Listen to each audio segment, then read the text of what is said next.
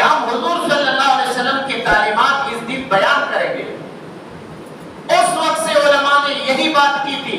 سب سے قوی اور مستند عالم دین علامہ ابن قیم نے اپنے تحریرات میں یہ بات لکھی تھی کہ یہ بعد میں جا کر بدعت بنے گا.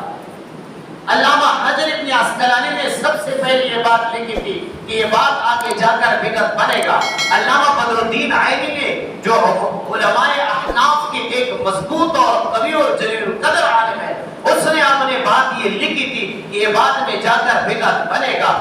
اور اسی طرح زاہد الکوثری جو عرب کے ایک فصیح اللسان خطیب اور جلیل القدر عالم ہے، اپنے مقالات کوثری میں یہ بات لکھی کہ یہ بات بعد میں جا کر بدعت بنے گا. آج زیادہ وقت نہیں گزرا ہے کہ اس بات نے لوگوں کو کہاں سے کہاں تک پہنچا دیا.